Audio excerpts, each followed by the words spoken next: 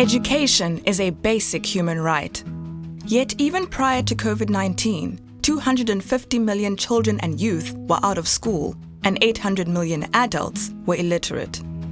Conflict, climate change, disasters, public health emergencies, and the forced displacement of people within and across borders are affecting a growing number of people all over the world. In 2021, 235 million people were in need of humanitarian assistance and protection. Emergencies have a devastating impact on the right to education of millions of people. In 2019, 127 million primary and secondary school-aged children and young people living in crisis-affected countries were out of school. For the most marginalized, learners with disabilities, girls, and those from low-income households, among others, the impact is much greater.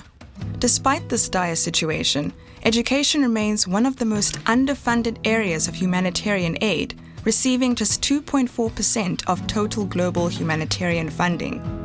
A generation of children and young people living in emergencies are deprived not only of their human right to quality education, but also of the protection that education provides in these contexts.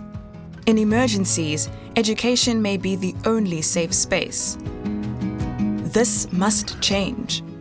Together, we can protect education in emergencies now. Solutions lie in the hands of governments. If we raise our voices and stand side by side as a global movement, we can make sure that the right to education is realized in emergency contexts. So together, we must call upon our governments to 1. Protect and guarantee the fulfillment of the right to education for all in emergency contexts by providing safe and accessible learning environments for all learners without any discrimination. 2. Develop and implement crisis-sensitive national education plans and budgets. 3.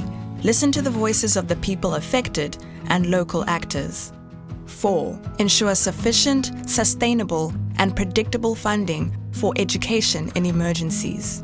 5. Promote equitable and sustainable inclusion in national education systems for refugees, asylum seekers, returnees, stateless and internally displaced persons. 6. Ensure that girls and women have equal opportunities to fulfill their right to education in emergency contexts. 7.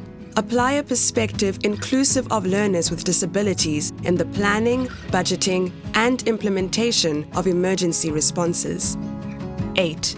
Ensure the availability of adequately trained and remunerated teachers in emergency contexts. 9. Endorse and implement the Safe Schools Declaration and ensure that all learners and educators can learn and teach in safety. And 10. Promote transformative education, psychosocial support, and social and emotional learning approaches. Protect education in emergencies now. Visit our website to find out how to take action today.